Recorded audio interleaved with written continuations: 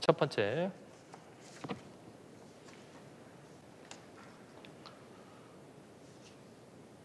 행정입법과 관련해서 육군 3사관학교 사생도인 갑이 사회에 걸쳐 음주를 하여 사관생도 행정예규, 행정규칙이죠. 정한 품위의지 위반하였다라는 이유로 갑에게 퇴학처분을 했습니다. 예규이고 퇴학처분을 했어요. 자, 보세요. 예를 들어서 특별행정법 관계에 있는 사람이라면 행정규칙에 근거해서 침입적 처분을 할 수도 있어요. 근데 문제는 이 예규가 이렇게 돼 있었어요. 음주 삼아야 하면 퇴학입니다. 근데 너무 재밌는 게 그 안에서가 아니라요. 뭐 휴가나 밖에 나가서까지 포함이에요. 그러면은 뭐 부모님 제사 모시고 한번 먹고 그럼 퇴학이라는 얘기죠. 말도 안 되는 얘기입니다, 이게. 읽어보면 정말 말이 안 되는 얘기예요. 그래서 퇴학 처분에 대해서 소송을 제기하면서 이 사람이 뭘 주장했냐면 그 예규의 위헌 위법성을 주장합니다. 구체적 규범 통제죠. 왜냐하면 행정규칙에 근거한 처분이 나올 수 있잖아요. 상대방이 특별행정법 관계에 있는 사람이면 이례적으로 그 예규의 무효를 인정했고 퇴학 처분도 위법하다고 봤습니다. 아래에서 둘째 줄에 과도하게 제한하는 것이기 때문에 무효라고 봤어요. 자, 그러면 행정규칙도 무효이고 퇴학 처분이죠.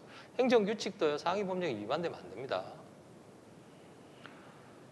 자, 퇴학 처분이 적법하다, 법리에 잘못이 있다. 아시겠죠? 네. 이거 구체적 규범 통제가 되겠죠. 그 다음에 두 번째입니다. 이게 이제 그 최근에 시험에 나온 그 인허가 의제. 제가 이거 책에도 있죠. 인허가 의제.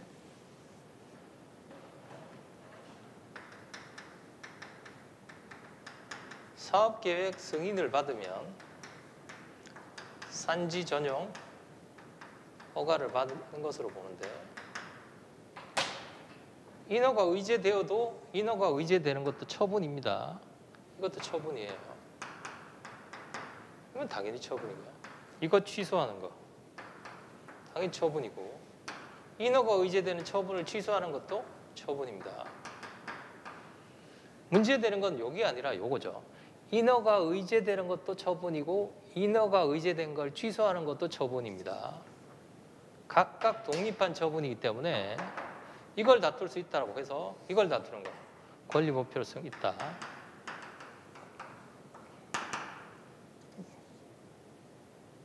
여섯째 줄에 보시면 산지 전용 허가 취소는 아래줄 역시 의제된 산지 전용 허가 취소도 항고 소송의 대상이 되는 처분입니다. 이것도 처분이고 당연히 이것도 처분이고 따라서 오른쪽에 보시면 둘째 줄에 갑 회사로서는 사업계획 승인 취소 보고 그건 당연히 되고 별도로 취소를 다툴 필요가 있다. 뭘 다툰 거예요, 이 사람이? 산지 전용 허가 취소를 다투는 필요가 있다. 필요가 있다. 뭐가 있다? 권리법 필요성이 있다. 하는 겁니다. 권법 필요.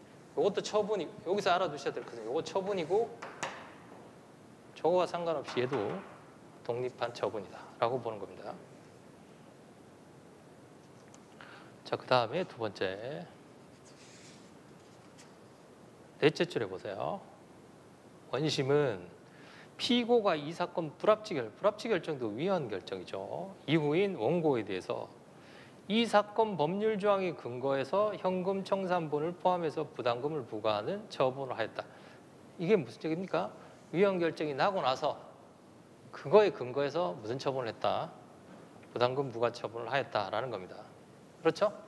자, 위헌 결정 나고 나서 처분하면 뭐예요? 무슨 사유라고 그랬죠?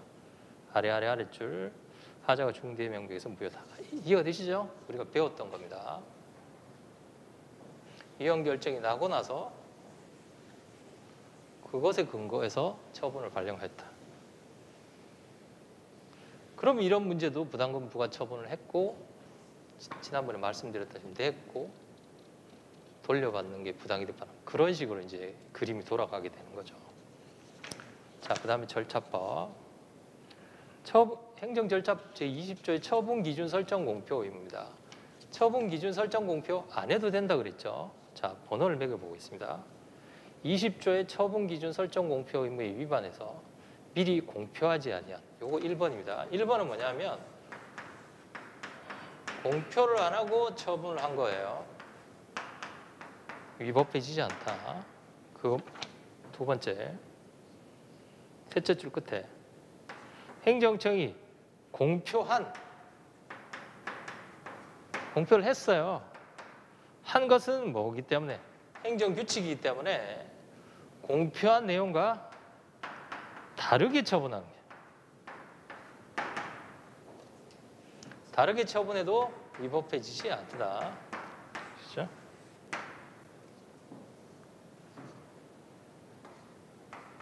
위법하지 않다. 저 위에 거 공표 안 하고 처분해도 위법하지 않다. 공표를 하고 다르게 처분해도 위법하지 않다. 위에 거는 무슨 하자예요? 굳이 따지자면 절차. 이건 내용이죠. 그 이유는 공표한 그 자체가 처분 기준 설정 공표 의무는 행정규칙, 거기서 말하는 처분 기준은 행정규칙에 불과하다라는 겁니다. 그럼 사실은 이 판례에 따른다면 20조는 그냥 주의적인 규정, 뭐 거기에 불과하겠죠. 이거 중요합니다. 왜냐하면 설정 공표에 관한 판례가 없었어요, 이제까지. 학설만 대립이 있었는데 다수설은 설정 공표 안 하면 위법하다는 게 다수설이었어요. 그냥 법에는 설정 공표하라고 되어 있잖아요. 근데 이제 그 설정 공표의 범위를 정하기가 어려웠던 것 같아요. 자, 그 다음에 2페이지에 보시면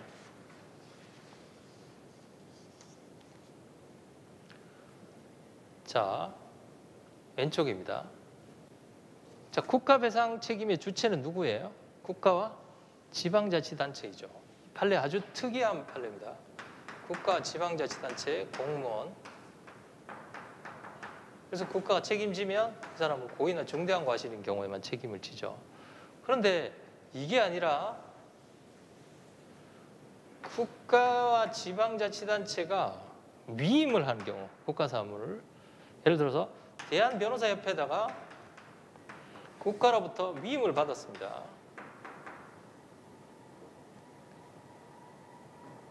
아시겠죠? 위임을 받아서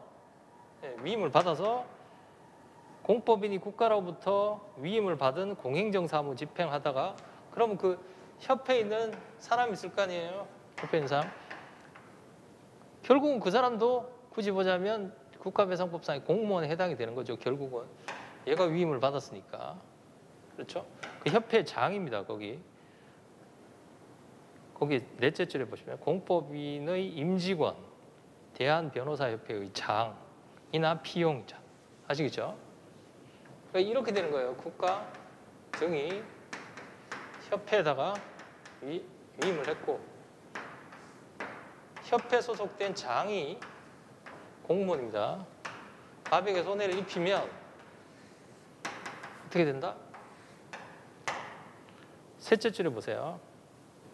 공법인은 위탁받은 공행정 사무에 관한 행정 주체로서의 지위에서 배상 책임을 부담. 이 사람이 손해배상 책임을 부담한다고 봤어요. 국가배상 책임. 그러니까 좀 특이하게도 국가나 지방자치단체에서 행정권한을 위임을 하면 그 위임된 자가 손해배상, 국가배상 책임의 주체가 될 수 있다는 겁니다. 아주 독특하죠. 자, 여기까지는 괜찮은데 그러면 여기다가 청구하는 경우도 국가배상법이 적용이 된다는 거예요. 그런데 그게 아니라 이거 피용자, 공무원이지 이 사람이. 그러니까 대한변호사협회 회장이죠. 장이죠. 그럼 이렇게 청구하는 경우 이 사람이 국가배상 책임지면 여기는 공무원이니까 여기는 고의 중과실인 경우만 책임을 진다라고 본 겁니다. 독특하죠. 예. 국가로부터 사무 위탁을 받은 사람은 공법인은 위탁받은 공행정사무에서 배상 책임을 부담한다라는 겁니다. 결국은 만약에 이 법리를 확대하면 국가나 지방자치단체로부터 공행정사무를 위탁받은 사람은 결국은 뭐라는 거예요? 위탁받은 사람도 국가배상 책임의 주체가 될 수 있는 거죠. 국가 배상 책임이 주체가 될 수 있다.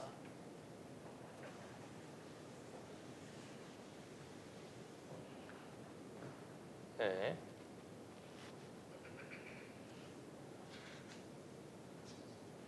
자, 그래서 우리는 계속 그렇게만 배웠잖아요. 국가, 지방자치단체 이렇게만 배웠는데 저런 경우에 이제 지방자치단체가 아니라 공법상 법인에게 위임한 경우에도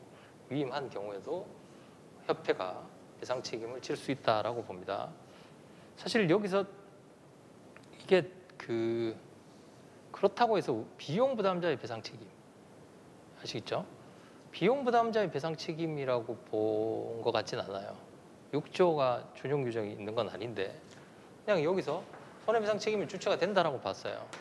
그렇기 때문에 이 사람도 원래는 고의나 중대한 민사상 손해배상의 경우에는 고의나 중대한 과실이 아닙니다. 고의중과실이 아니라 그냥 고의과실이에요. 그런데 이 사람도 경과실인 경우에는 배상 책임을 부담하지 않는다라고 봤습니다. 자, 그 다음에 대상적격. 제가 이거 한번 설명해 드렸습니다.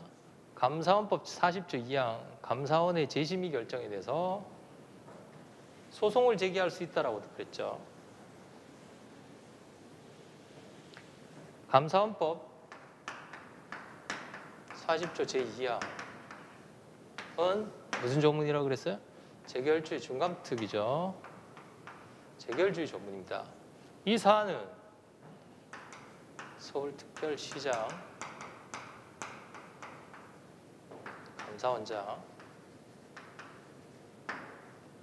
감사원장이 서울특별시장 소속 공무원 A에게 징계 요구를 합니다. 이거 한번 설명해 드리지 않았나요? 예. 재심의 결정했고 재심의 기각 결정을 했습니다. 그래서 다투자 이건 소외 대상이 되지 않는다라고 했어요. 처음에 서울특별시장이 뭐라고 좀 재결주의니까 이거 재결 아니냐? 재심의 기각 결정. 라고 하니까 이게 재결이 되려면 이게 원처분이 돼야 되는데 이건 징계 요구이기 때문에 이게 처분 자체가 아니에요. 징계가 아니라 징계를 요구하는 거니까요. 처분이 아니니까 얘가 재결도 아니죠. 그래서 소송의 대상이 되지 않는다. 이게 1번입니다. 거기 밑줄 건데 셋째 줄에 보시면 행정 징계 요구, 회부 징계로 이어지는 중간 절차에 불과하고 감사원의 징계 요구와 재심의 기각 결정은 항고소송의 대상이 되는 처분이라고 할 수 없다. 이게 처분이 아니니까 뭐도 아니에요. 얘는 재결도 아니죠. 그래서 처분도 아니고요. 아시겠죠? 그럼 얘가 재결주의가 적용되려면 감사원장이 뭐 예를 들어서 변상명령을 한다든지 그럼 그 사람이 이제 재심 그게 이제 변상명령이 처분이니까요. 그러니까 다음에 주장한 게 서울특별시장이 재심의 기각 결정에 대해서 소송을 제기하면서 40조 2항에 따라서 소송을 제기하는 게 기관소송이다. 기관소송 법정주의를 주장했어요. 40조 2항은 기관소송 아니라 그랬죠. 기관소송은 항고소송입니다. 주관소송이에요. 주관소송. 왜 아닌가? 제가 말씀드렸습니다. 기관소송이 되려면 기관소송의 외관을 갖고 있어야 돼요. 최소한의 소송 요건을 갖고 있어야 되는데 감사원법 40조 2항은 그냥 할 수 있다라 이렇게 하면 돼 있어요. 거기 보시면 감사원법 40조 2항은 기관소송 볼 수 없고 감사원이 기관소송을 허용하는 규정을 두고 있지 않기 때문에 허용된다고 볼 수 없다. 아시겠죠? 이건 기관소송 아니라는 거예요. 무슨 소송이다? 재결주의다. 이 판례는 아주 중요합니다.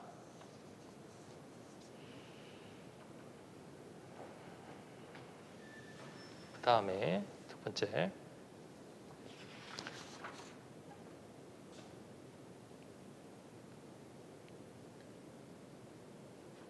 자, 피고 공사가 이거 문제로 내드렸죠. 2차 결정에 대해서 이의가 있는 경우 2차 결정 통보일로부터 90일 이내 심판이나 소송을 제기할 수 있습니다. 라고 하면 피고 공사 스스로도 주택공사죠. 토지주택공사 처분이라고 인식할 수밖에 없다.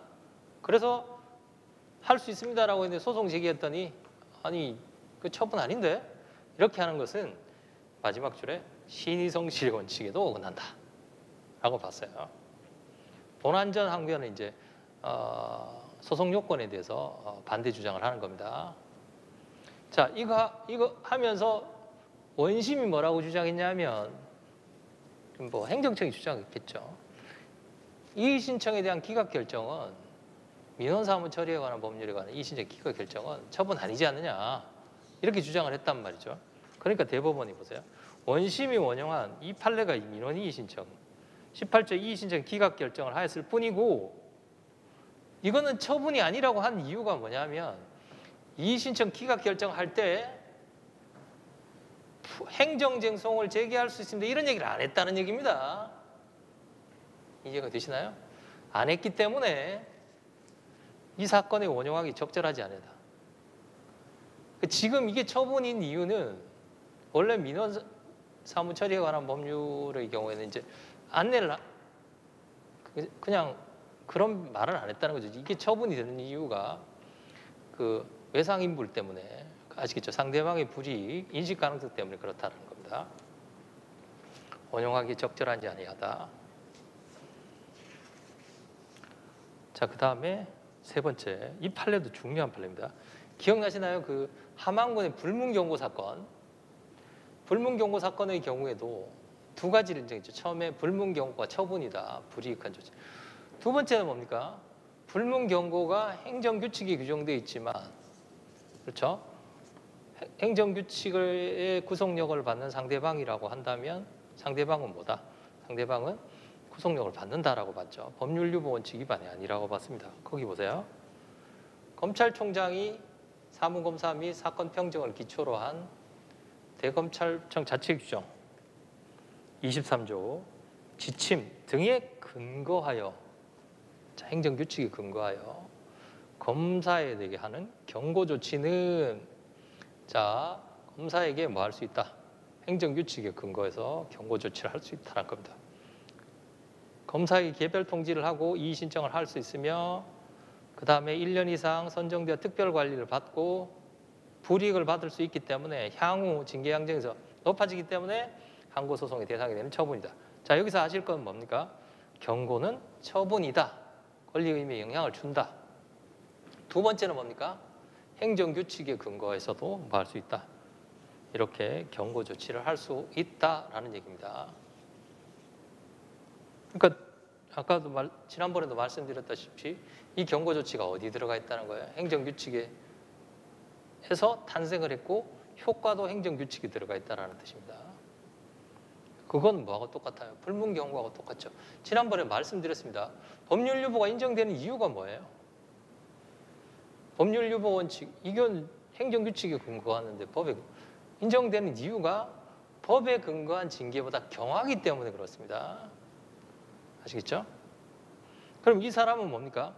경고 조치라는 건 원래 법률상의 징계는 이 경고 조치보다 훨씬 더 침해 강도가 센 거죠.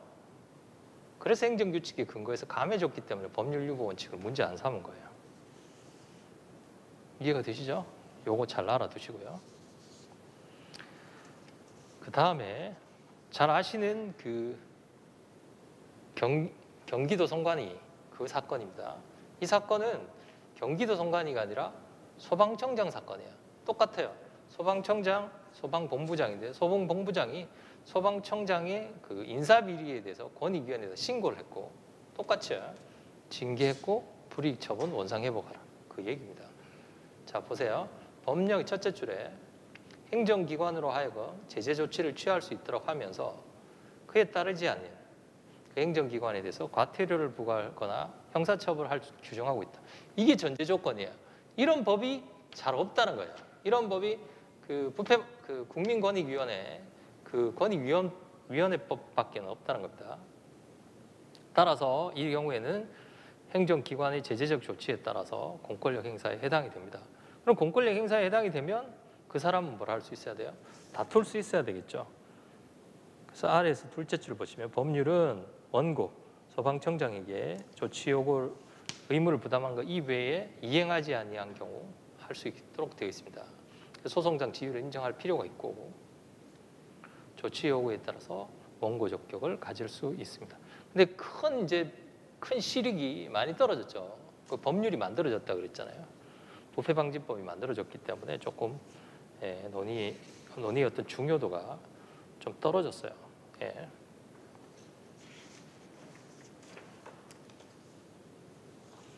자,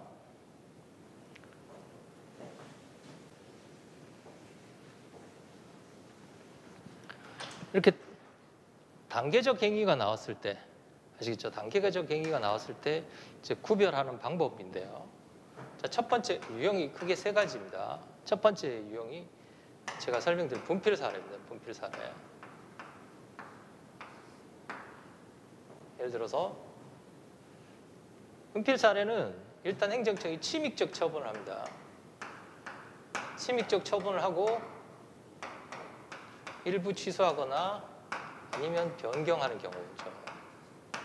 그러니까 좀 더 경한 처분으로 변경하는 경우입니다. 예를 들면 사물 정지 처분을 변경 처분을 해서 변경 행위를 해서 과징금 100만 원. 사물 정지 처분을 한 이후에 중간에 그럼 이 과징금 100만 원을 뭘로 볼 것인가에 관해서 이건 뭐예요? 둘 중에 하나잖아요. 그렇죠? 원처분으로 볼 것인가? 변경 처분인 새로운 처분으로 볼 것인가? 원처분으로 볼 것인가? 원처분의 남은 부분으로 볼 것인가? 아니면 변경 처분. 얘는 당초 처분이고 얘는 새로운 처분. 연결 이론에 따라서 뭐로 봅니까? 연결 원처분으로 보죠. 딱 해서 요거 남은 걸로 봅니다. 이게 이제 침입적 처분이에요. 이게 분필 사례입니다. 두 번째.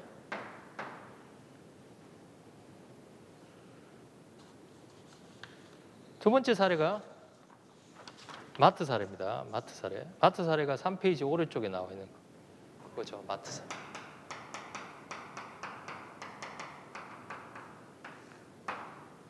자, 마트 사례는 제일 처음에 당초에 수익적인 처분이 있어요.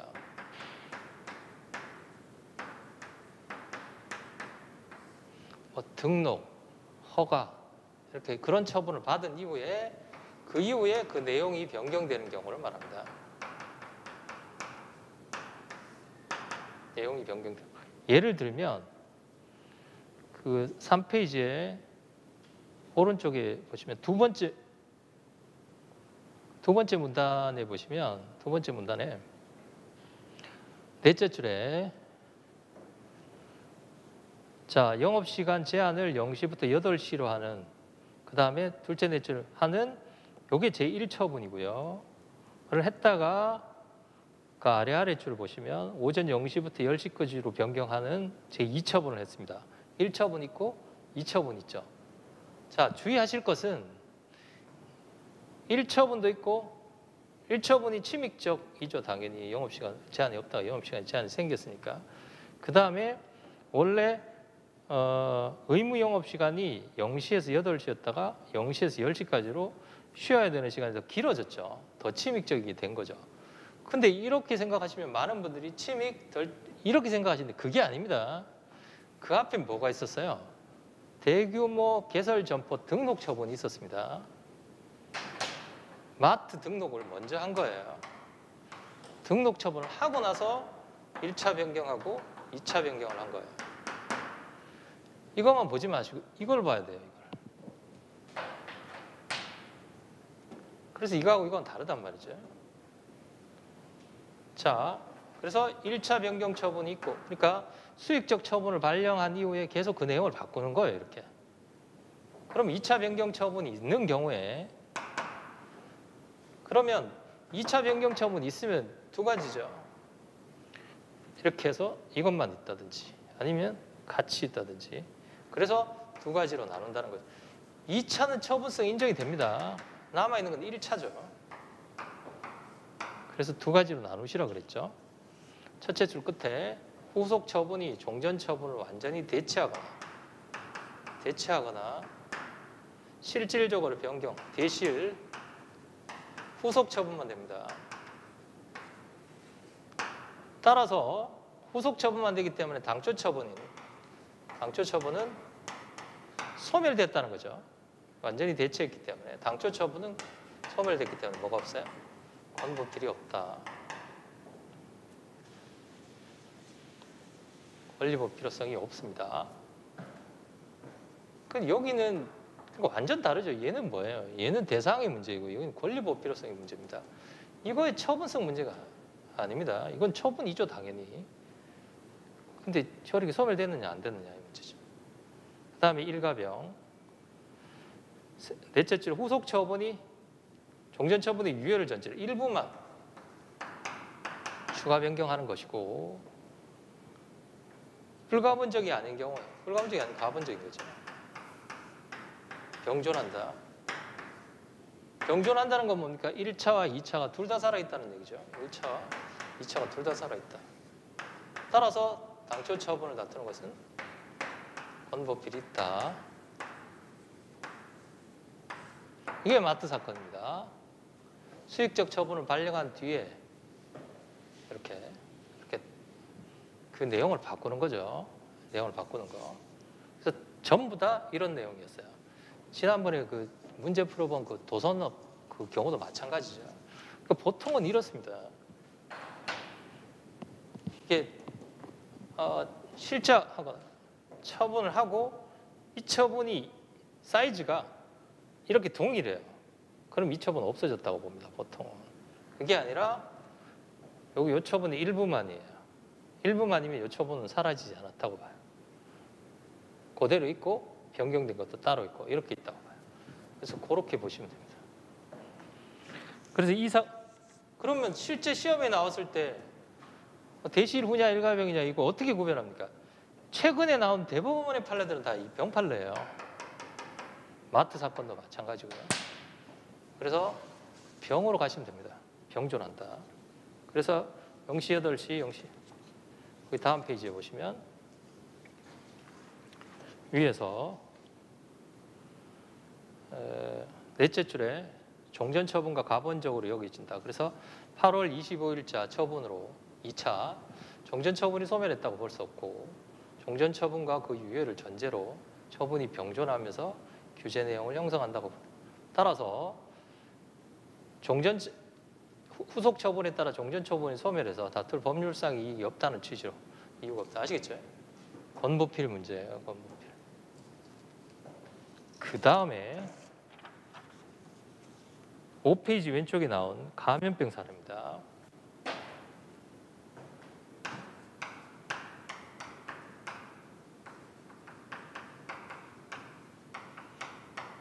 변호사 시험에도 나왔죠.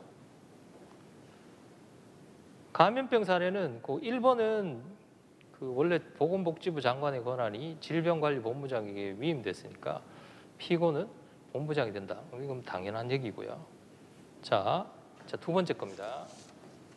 감염병 사례는 이 사람이 거기 제목을 보세요. 수익적 처분에 대해서 거부 처분이 있으니. 자, 예방접종 원고가 예방접종 피해 신청을 했습니다. 피해 권리 구제를 해달라라고 하자 피해 신청을 거부했습니다. 피해 신청을 거부했고, 그러니까 국가 보상금 달라라고 하니까 보상금 신청을 거부했습니다. 이게 이제 1차 처분이죠. 1차 처분이고, 둘째 줄에 원고는 14년 피고가 내부적으로 정한 절차에 따라서 이의 신청을 하였고, 여기 이제 문제는 이의 신청을 이 문제예요. 자, 여기 보세요. 이의 신청은 일단 행정기본법이 23년도니까요. 23년도 건 빼고 지금 현행법으로 본다면 이의 신청은 법률의 규정이 있어야 됩니다. 규정이 있어야 돼요. 법률의 규정이 없으면 현재는 이의 신청을 못 합니다. 그러면 이 이의 신청은 법률의 규정이 있었느냐? 법률의 규정이 없었어요. 법률의 규정이 없는데 이의 신청을 한 거라고요. 그럼 법률의 규정이 있으면, 자 보세요. 법률의 규정이 있으면 우리가 배웠던 대로 진정의 성격이냐 아니면 심판의 성격이냐 그 기준에 따라서 나누면 되겠죠.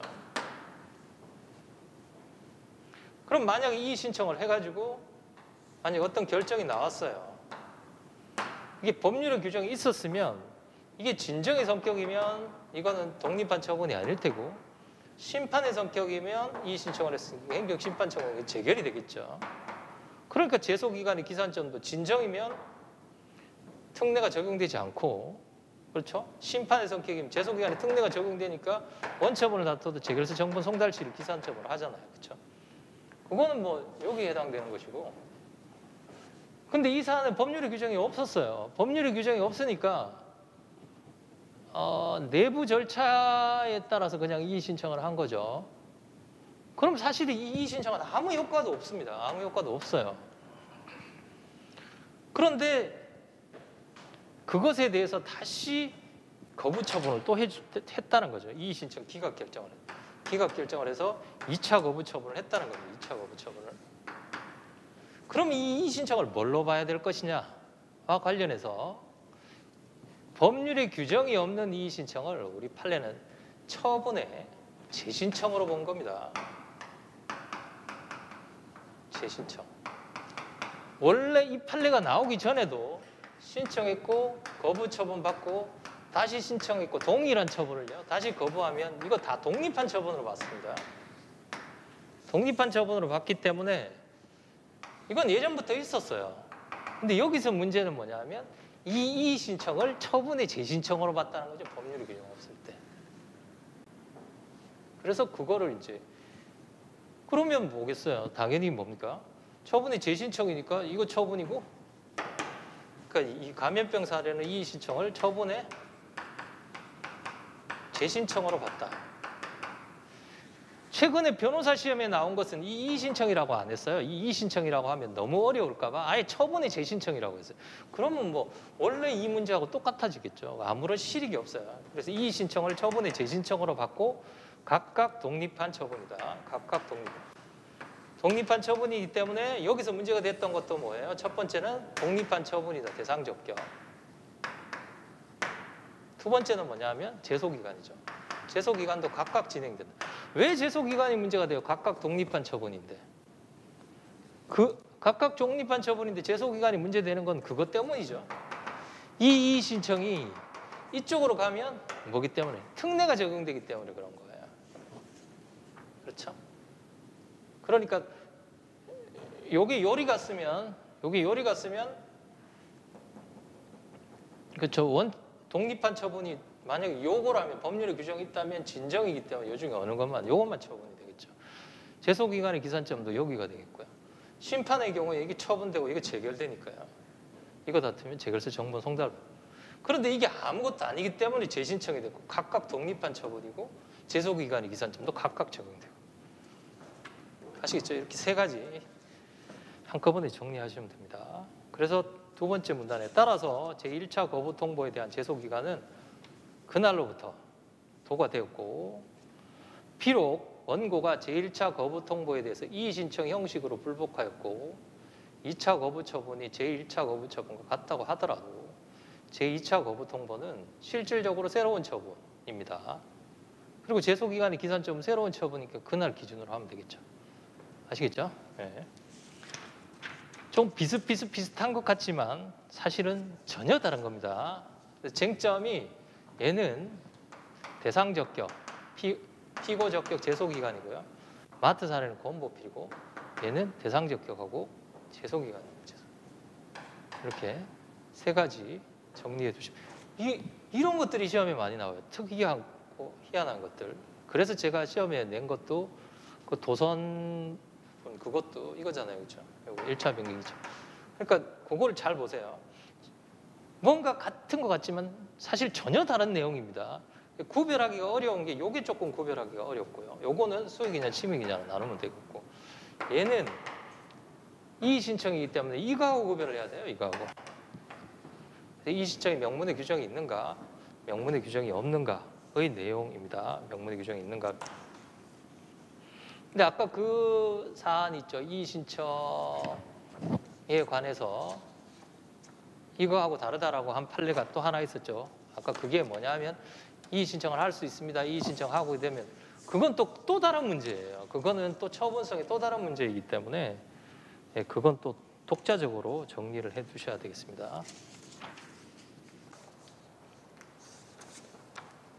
지난 시간에 이어서 4페이지입니다. 4페이지 왼쪽에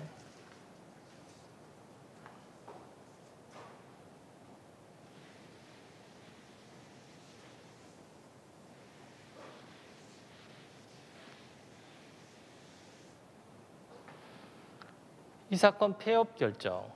자, 이거 진주 의료원 사건입니다. 원래 의료원을 만들고 의료원을 없애는 것은 조례로 해야 됩니다.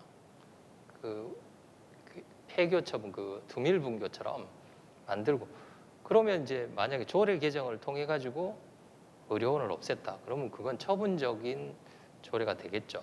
근데 그게 아니라 이때 이제 경상남도 도지사는 조례로 개정하기 전에 폐업 처분을 먼저 해버렸어요. 사실 무권한 자행입니다. 폐업 처분을 먼저 해버렸어요. 그럼 폐업 처분을 해버리면 소송을 제기를 한 거죠. 근데 문제가 폐업 처분 자체는 처분은 맞아요. 맞는데 이미 그 병원은 없어졌고 환자들 다 전원됐고 치료 다 마쳤단 말이죠. 그럼 병원에 하면 원래 그 환자들 다시 되돌아오나요? 그렇죠. 그래서 권리법 필요성이 없다라고 본 겁니다. 분명히 알았겠죠. 그래서 항고소송을 제기하면서 또 하나 뭐냐면 국가배상 청구 소송을 병 앞에서 제기했어요. 근데 국가배상 청구 소송도 안 된다고 봤습니다. 왜냐하면 이쪽 병원에서 저쪽 병원으로 옮기는 바람에 내가 손해를 입었다는 걸 입증을 해야 되는데 분명히 좀 더 좋은 데로 옮겨드렸겠죠. 만약 안 좋은 데로 옮겨졌으면 손해가 생겼을 수도 있는데 이분들이 이제 손해를 입증을 못하는 거예요. 그렇죠. 전원해서 내가 손해를 입었다는 사실을 입증을 못해서 국가배상 청구도 기각됐습니다. 자, 둘째 줄에 조례가 무효라고 볼 사정도 없기 때문에 진주의료원을 폐업 전의 상태로 원상회복이 불가능하다고 판단이 됩니다. 권리법 필요성이 없죠. 따라서 법원이 폐업 결정을 취소하더라도 위법의 의미를 확인하는 의미밖에 없다. 따라서 원고들에게 이 사건 폐업 결정의 취소를 구할 수 있는 다른 이익이 남아있다고 보기도 어렵다. 따라서 소위 이익을 인정하는 권리법 필요성이 없다. 그 다음에 3번. 이건 제가 한번 설명해 드렸죠.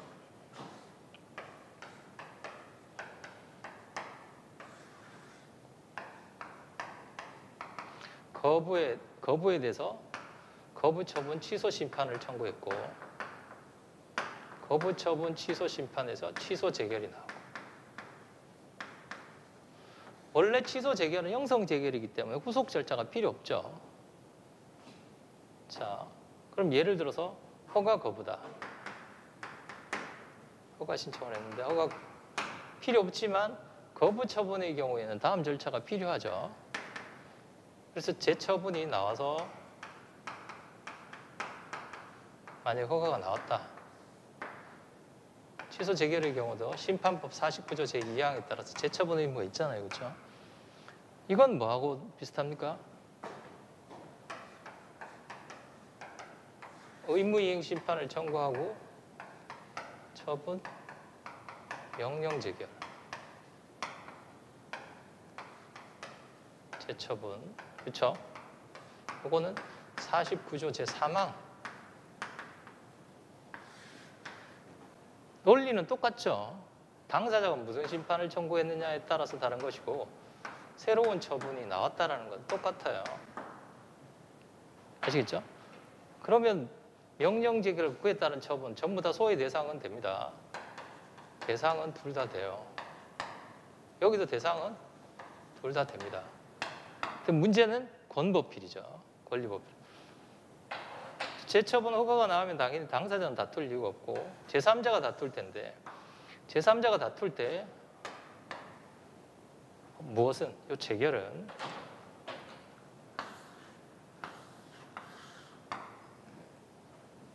재결은 권고필이 없다. 똑같아요. 왜 권고필이 없어요? 저 재결에 대해서 소송을 제기해도 뭐는 남아있으니까? 허가가 남아있으니까 그런 거죠. 허가를 없애야 되겠죠. 그게 요 내용이에요. 자, 요게 1이라면 1번 유형은 판례가요. 대상적격 판례입니다. 2번 유형은 판례가 요거예요. 권보필 판례예요. 그러면 사실 이 논의하고 이 논의는 논의가 같아요. 따라서 둘 다 대상이 된다라는 게 여기는 있지만 여기는 없어요. 근데 당연히 둘 다 대상이 된다라는 것이고, 두 번째는 여기서 권보필에서 얘가 권보필이 없다고 하니까 이쪽도 권보필이 없을 겁니다. 그러니까 두 가지다. 어쨌든 대상 적격은 여기의 판례이고 권보필 판례는 이쪽 판례예요. 그게 요겁니다. 3번. 첫째 줄에 취소하는 재결이 있더라도 후속 처분이 있기 전까지 제3자의 권리나 변동이 있다고 볼 수 없고, 비로소 후속 처분 시 권리 변동이 발생하기 때문에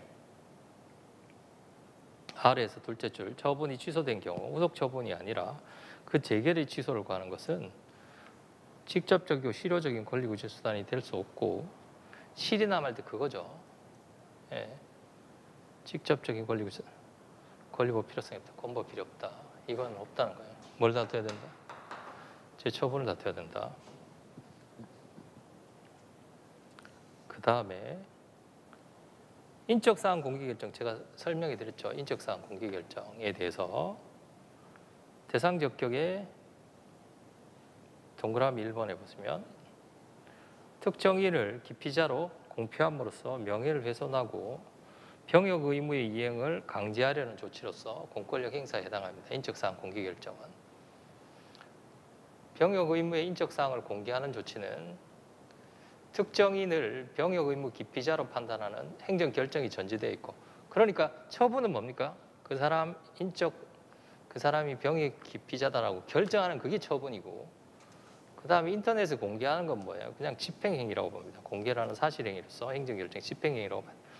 그러니까 인터넷에 싣는 거는 뭐예요? 독립한 행위가 아닌 거죠. 후속 조치에 불과한 거죠. 네. 자, 그러면 잘 보세요. 지난번에 제가 설명해 드렸습니다.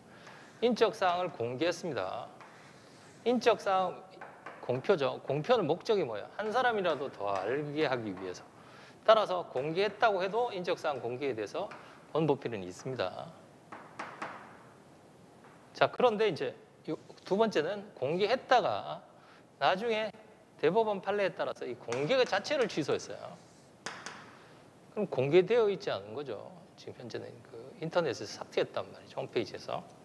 자, 그래서 권보필에 보시면 판례 취지를 변경하자 넷째 줄에 공개 결정을 직권 취소하고 개별 통보한 뒤에 인터넷 홈페이지에서 게시물을 삭제한 것을 알 수가 있습니다.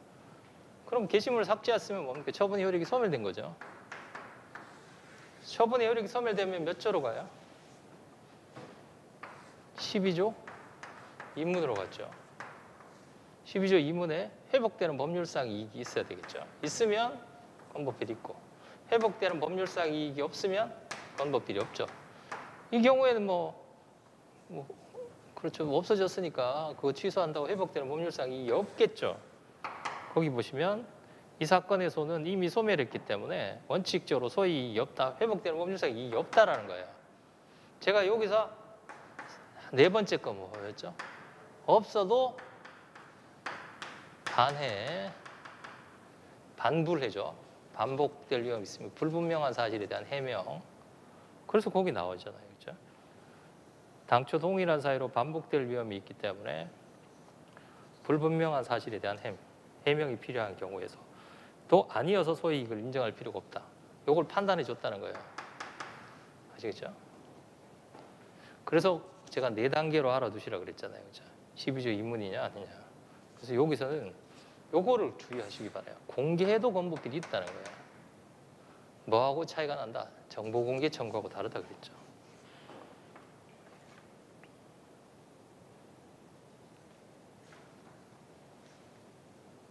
자, 그 다음에 다음 페이지에 또 최근에 이 판례가 굉장히 많이 나오고 있어요. 첫째 줄에 제소 당시에 소의 이익이 적법했는데 기관의 경과의 경우에는 없지만 가리 아랫줄 동일한 사유로 반복될 위험이 있어 동일한 사유로 위법한 처분이 반복될 위험이 있어서 불분명한 법률관계 해명이 필요한 경우에는 권고필을 인정할 수 있다. 아시겠죠? 인정할 수 있는데 대신에 그 동일한 사유라는 것은 꼭 동일한 당사자를 필요로 하는 건 아니다. 그럼 이 사람이 공개된 그 사람이 다시 공개될 위험이 아니라 그와 동일 유사한 경우에 또 다른 사람이 공개될 가능성이 있기 때문에 그 말이죠. 그렇게 알아두시면 되겠습니다. 요거는 그냥 써주시기만 하면 돼요.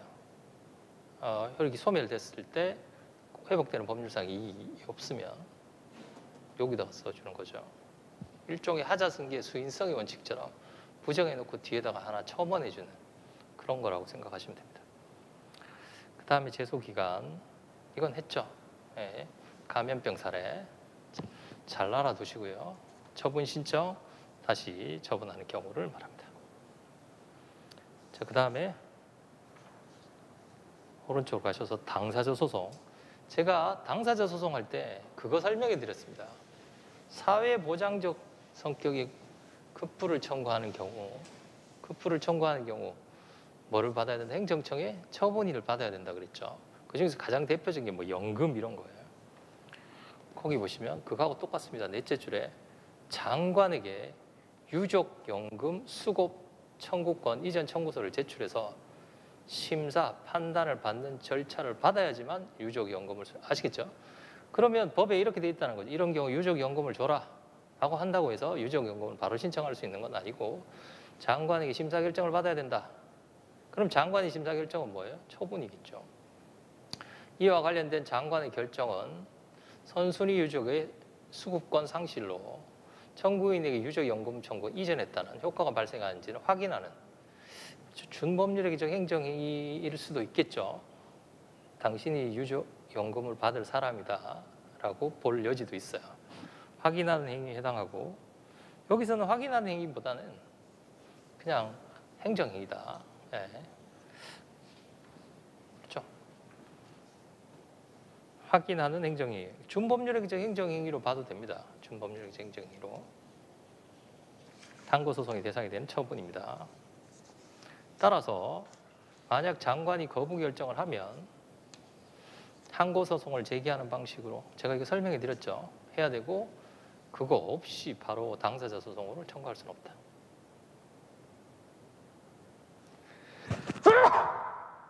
그 다음에 두 번째. 자, 당사자 소송은 여기도 당사자 소송이지만 여기도 됩니다. 왔다 갔다가 당사자 소송이라고 그랬죠. 2번에 보세요. 국가 등의 과세 주체가 소멸 시효 중단을 위해서 납세 의무자를 상대로 한 조세 채권 확인. 내가 조세 채권이 있다. 이것도 당사자 소송입니다. 그냥 그것만 하시면 돼요. 당사자 소송의 피고는 누가 될 수도 있다. 사인이 될 수도 있습니다. 주의하시기 바라고. 그 그렇죠? 왔다 갔다. 그래서 보상금 증감 청구 소송이 당사자 소송이 되는 거죠. 형식적 당사자 소송 중에 당사자 소송. 그 다음에 오른쪽에 주민소송입니다. 원고는 지방자치법 주민소송으로서 둘째 줄 신세계백화점 영등포점 비관의 부설주차장 일부를 용도 변경하고 뭐 등등을 해왔다라는 이유로 피고가 신세계백화점 이 사건 사용 승인 처분의 취소 무효 확인, 부설주차장과 관련된 위법 사실, 이행강제금의 부과하지 않았다. 주차장법에 대한 필요한 조치, 원상회복 등의 취소를 거했습니다. 주민소송에서 뭡니까? 처분에 대한 취소 된다 그랬죠. 제가 두 가지를 생각하시라고 그랬어요. 첫 번째가 뭐였죠? 고르기 전에 위법한 재무회계인가? 위법한 재무회계인가 아니죠. 사용승인 처분은. 그렇죠. 주차장으로 사용하는 승인 처분은 그래서 그러나 이 사건 청구 중 이행금 강제금 부과 처분을 제외한 나머지 사용승인의 취소 정지, 건축물 대장, 대집행과 관련된 부분은 재무회계행위에 해당되지 않는다. 아시겠죠? 제가 말씀드렸습니다. 재무회계행위에 해당이 되어야 대상이 인정이 됩니다. 아시겠죠? 자, 그래서 소가 적법하지 않다. 소의 대상이 아니기 때문에 그렇습니다. 그 다음에 두 번째, 주민소송은 원칙적으로 첫째 줄에 재무회계 사항이기 때문에 제가 그것과 관련해서 넷째 줄에 도로 등 공무를 배타적으로 사용한 저명허가, 도로 저명허가는 뭐가 실질이 뭐라 그랬어요? 빌려주는 거라 그랬죠. 그렇기 때문에 주민소송의 대상이 됩니다. 요거 알아두시고, 원래 그 처분은 그 재무회계행위하고 직접 관련성이 있어야 돼요. 아시겠죠? 지출 행위와 밀접한 관련이 있어야지 지출하고 선행하는, 또는 외형적으로 보면 지출인 것 같지만 실질적으로는 재무회계행위하고 관련 없는 걸 다투는 것은 안 돼요. 근데 도로조명허가는 예외적으로 되는 것처럼 보이는 이유가, 도로조명허가 자체가 실질적으로 보면 빌려주는 거잖아요. 그렇죠? 빌려주고 돈 받는 거니까 재무회계행위가 될 수 있습니다. 그 다음에 7페이지. 주민소송이 제가 살짝 한번 말씀드렸는데요. 주민감사 청구 전지 요건을 충족하려면 주민감사 청구가 주민감사 청구에 관한 요건을 모두 다 갖추고 있으면 됩니다. 나아가 셋째 줄에 17조 2항에서 감사 결과에 마음에 안 들 때 소송을 제기할 수 있다라고 돼 있죠. 감사기관이 감사 청구를 수리해서 조사를 거친 후 그 아래줄 본안 판단의 내용을 결정하는 경우뿐만 아니라, 다시 말씀드리면 뭡니까? 감사 결과가 위법하다, 잘못됐다, 위법하지 않다 라는 것뿐만 아니라 감사기관이, 보세요. 이 사람의 행위에 대해서 주민이 감사 청구를 했잖아요. 그렇죠? 그럼 감사 청구를 하면 이 사람에게 알려주겠죠. 이 사람 해보니까 이 사람이 한 행위가 위법성이 없더라, 적법성이 없더라 뿐만 아니라 감사 청구하려면 몇 명 모으고 뭐 해야 되잖아요. 그렇죠? 그거 각하 결정, 그러니까 감사를 시작하는 것으로, 거기 보시면 감사기관이 주민감사 청구 부작법하고 관련해서 각하하는 결정, 각하하는 결정도 포함합니다. 아시겠죠? 뭐만요? 주민감사 청구가 적법하기만 하면 각하하더라도 상관없습니다. 주민감사 청구 전체한 걸로 봅니다. 그래서 주민감사 청구가 정한 적법 요건을 갖추었음에도 불구하고 더 나아가 조사를 하지 않은 각하한 결정의 경우에도 별도로 다툴 필요가 없이 바로 주민소송 제기할 수 있습니다. 제가 이거 한번 설명해 드렸죠. 필요적 심판 전치할 때도 필요적 심판 전치 요건을 갖추고 있으면 무슨 재결이 나오더라도 할 수 있다고 그랬죠. 그거하고 비슷해요. 그러니까 본안에 관한 결정, 위법성이 없다, 적법성이 없다 뿐만이 아니라 네가 뭐 요건을 갖추지 못했다라는 거 각하한 결정. 그러니까 요건을 갖췄음에도 불구하고 요건을 갖추지 못한다는 본안에 관한 심사, 위법 적법에 관한 심사가 아니어도 주민감사 청구는 전치했다고 봅니다. 아시겠죠? 요거는 중요합니다. 잘 알아두세요. 그러니까 거기 판례 제목도 붙여가지고 나왔죠. 감사기관이 위법한 각하 결정을 한 경우에도 감사 청구 전치함. 제가 필요적 심판 전치에서도 말씀드렸죠. 필요적 심판 전치 요건을 구비했는데 각하한 결정도 심판 전치 거친 거라고. 아시겠죠? 그러면 감사 청구에 대해서, 각하 결정에 대해서 항고소송, 각하 결정도 일종의 처분 등이라고 볼 수 있어요. 항고소송 제기 안 하고 바로 주민소송 제기해도 됩니다. 잘 알아두시고요. 그 다음에 네 번째, 제가 이거 조례 한번 말씀드렸죠. 전라북도 도지사가 도지사 임명 출연 기관장에 대해서 도의 인사검증, 인사검증, 검증을 좀 해보자 라는 겁니다. 이게 다 위법입니다.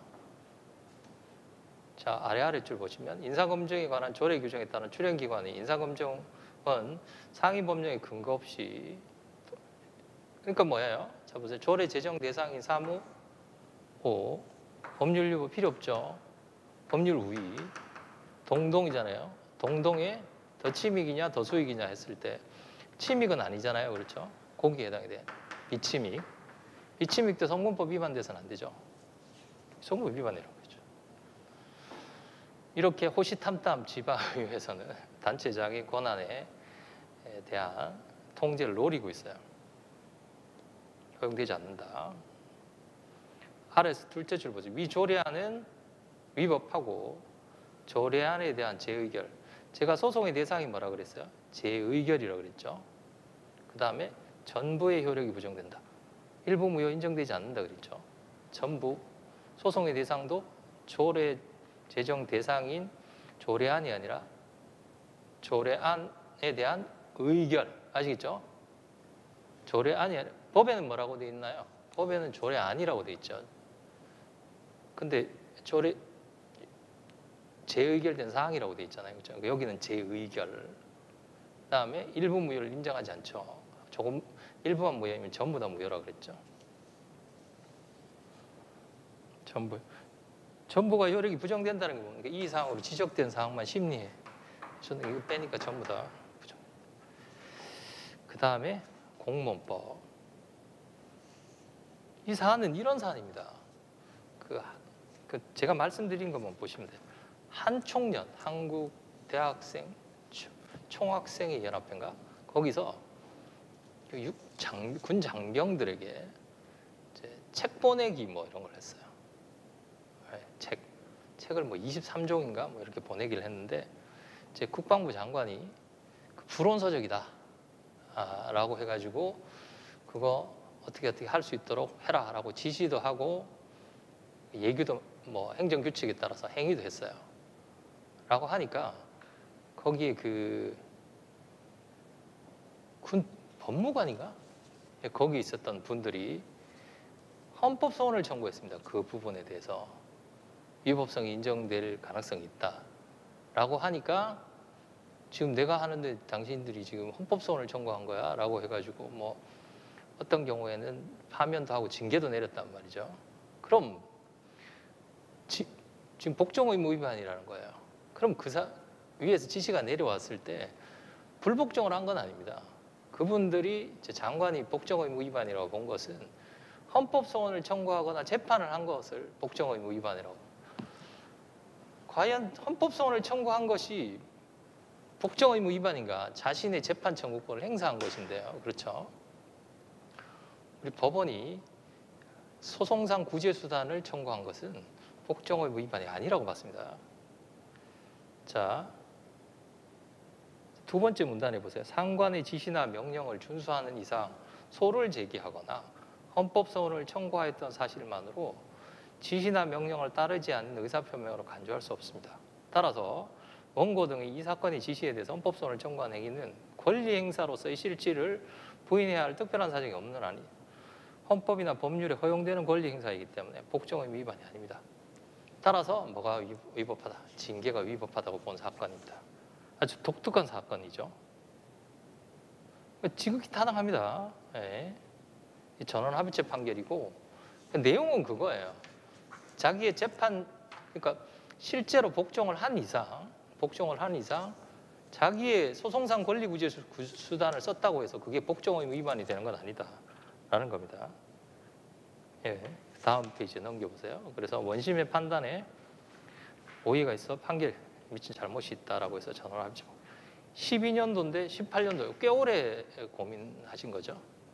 그래서 재판 청구를 한다든지 군 법무관들이 헌법 소원을 청구하는 거 이런 것들이 복종 의무 위반이나 아니면은 의무 위반에 해당돼. 그렇죠. 자신이 재판 청구권 하는데 그게 뭐 아무리 그 군 법무관이라고 하더라도 의무 위반으로. 근데 보면 징계 종류도 거의 파면 뭐 이렇게 돼 있어요. 네, 그래서 뭐 그 정도만 알아두시면 되겠습니다. 예.